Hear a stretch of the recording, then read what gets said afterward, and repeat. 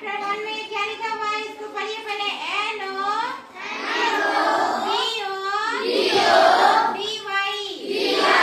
यहाँ देखो post office S बीच में लगा हुआ है ना, तो बोलो नो बॉडीज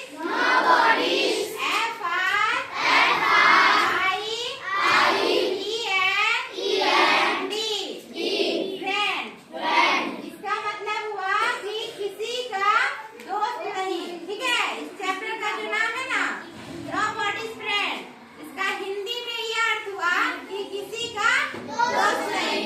लेकिन देखो ये जो नो बॉडीज है ना इसमें एस लग गया है, तो इसका अर्थ हुआ किसी का नहीं। ठीक है, क्या हुआ? किसी का नहीं। अब फ्रेंड मींस क्या होता है?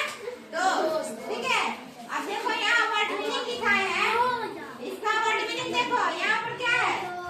NO बोलिए से loudly everyone. NO BODY no body.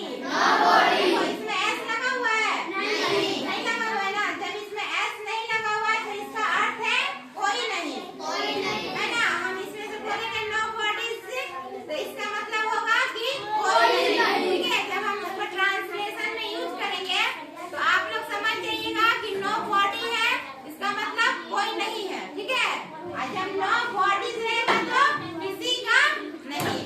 यहाँ पर देखिए इसका नीचे भी हम ये वर्ड मीनिंग भी लिख दिए हैं कि आप लोग को कंफ्यूजन ना हो।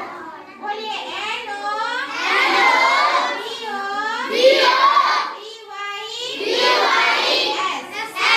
नो बॉडीज किसी का नहीं।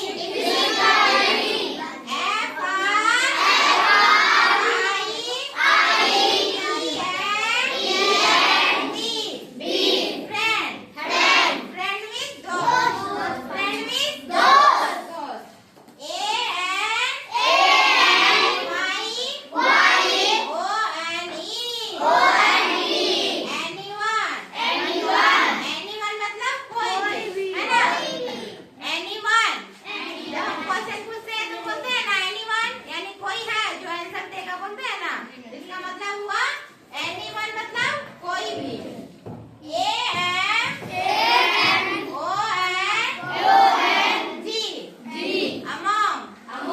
among मतलब के बीच, है ना।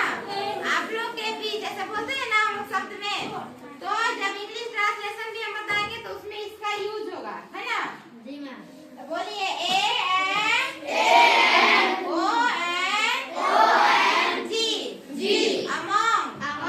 among मतलब के बीच। से लाउडली DIEFFE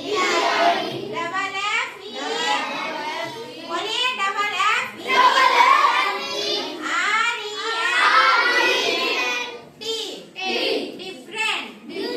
डिफरेंट मींस अलग अलग।